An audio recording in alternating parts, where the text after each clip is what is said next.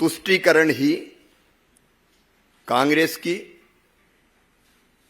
TMC जैसी पार्टियों की खुराक और खाद पानी है। तुष्टीकरण के बिना ये पार्टियां एक दिन भी चल नहीं सकती। सिर्फ अपने वोट बैंक को बनाए रखने के लिए ओबीसी का आरक्षण छीनकर एक विशेष धर्म के लोगों को देना, क्या यह न्याय संगत है? पश्चिम बंगाल में ममता बनर्जी उनकी वोट बैंक की राजनीति पर अब माननीय हाई कोर्ट ने तमाचा मारा है। हाई कोर्ट से उनको फटकार मिली है। कोलकाता हाई कोर्ट ने पश्चिम बंगाल में 2011 में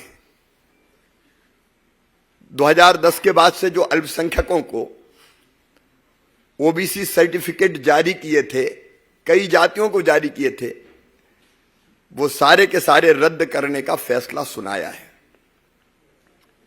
सत्ता संभालते ही ममता जी ने वोट बैंक की राजनीति की और ओबीसी सर्टिफिकेट बांग्लादेशी और रोहिंग्याओं तक के बना दिए गए। 118 जातियों को ओबीसी श्रेणी में डाला और बिना किसी नियम का पालन करते हुए अल्पसंख्यकों को भी ओबीसी के सर्टिफिकेट जारी कर दिए गए, जिसे पश्चिम बंगाल के हाई कोर्ट ने असंवैधानिक बताया है और उसे रद्द करने का फैसला लिया है। मित्रों, सिर्फ वोट बैंक की राजनीति करने वाली ममता जी की कलई खुल गई है, लेकिन तुष्टीकरण पर उतारू ममता बनर्जी हाई कोर्ट के फैसले को मानने के बजाय अब वो ये कह रही कि मैं ये फैसला नहीं मानती, ये फैसला लागू नहीं होगा, कि ये संविधान का अपमान नहीं है। ममता बनर्जी अपने आप को समझती क्या है?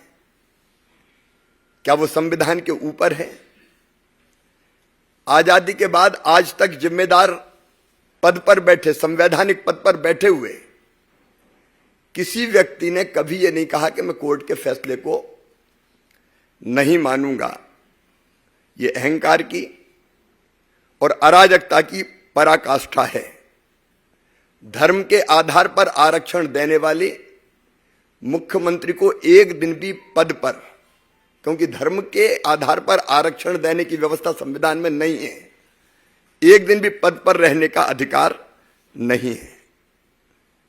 मित्रों, कल राहुल गांधी जी ने भी एक बड़ा सच स्वीकार किया।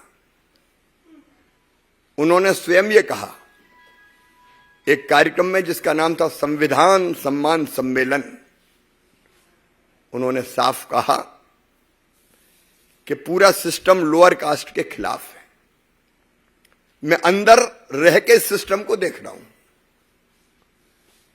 मतलब पंडित जवाहरलाल नेहरू जी ने, इंदिरा जी हो, राजीव जी हो, बाद में मनमोहन सिंह जी हो, राहुल गांधी जी ने इस सिस्टम को अंदर रहकर देखा है और अब बोल रहे हैं कि पूरा सिस्टम लोअर कास्ट के खिलाफ है।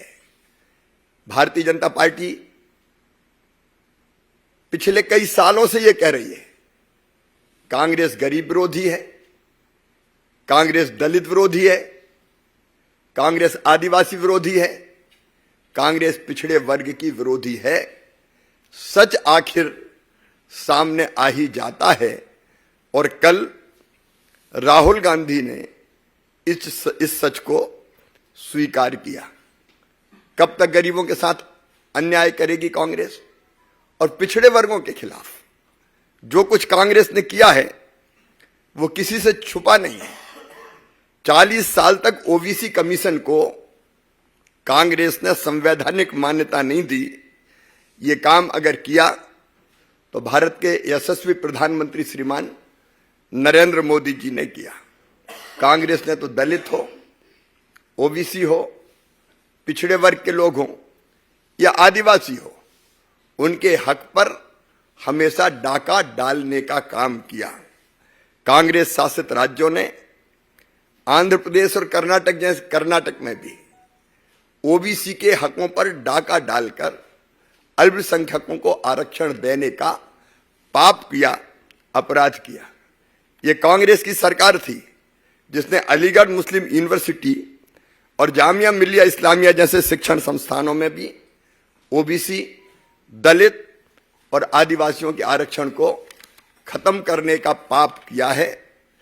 बाबा साहब ने तो कांग्रेस का, भारत रत्न डॉक्टर बाबा साहब अंबेडकर जी की मैं बात कर रहा हूं, उन्होंने कांग्रेस का कदम कदम पर विरोध किया था। बाबा साहब चुनाव न जीत जाए, चुनाव जीतने से रोकने के लिए कांग्रेस ने कई बार रोड़े अटकाए। पंडित नेहरू और इंदिरा जी को तो उनके जीवित रहते ही भारत रत्न मिल गया था। बाबा साहब को भारत रत्न तब मिला जब भाजपा के समर्थन से सरकार बनी। कांग्रेस ने बाबा साहब के तैल चित्र को भी संसद में लगने नहीं दिया था। बाबा साहब ने पंजाब की एक रैली में कहा था कि पंडित नेहरू ने दलितों, पिछड़ों के लिए कभी कुछ नहीं किया। शुरू से कांग्रेस की मानसिकता ही ऐसी रही है, चाहे रंगनाथ मिश्र कमेटी हो और चाहे सच्चर कमेटी, हर बार दलित, पिछड़े और आदिवासियों का हक छीनने की साजिश रखी गई। कांग्रेस का पूरा कालखंड ऐसे ही पापों से भरा हुआ है और वो पूरा का पूरा सच अब राहुल गांधी ने स्वयं स्वीकार किया है। और आज भी कांग्रेस और इंडी गठबंधन के सारे घटक दल इसी तुष्टीकरण की राजनीति पर चलकर दलितों का, आदिवासियों का और पिछड़ों का हक मारने का काम कर रहे हैं। ममता बनर्जी, जिसने अभी ये कहा कि मैं हाईकोर्ट के फैसले को नहीं मानूंगा, उनके साथ मिलकर इस इंडी गठबंधन में शामिल है। भारतीय जनता पार्टी इस षड्यंत्र को चलने नहीं देगी और देश की जनता भी सच देख रही है। कांग्रेस की और इंडी गठबंधन की तुष्टीकरण की नीति उजागर हो गई है।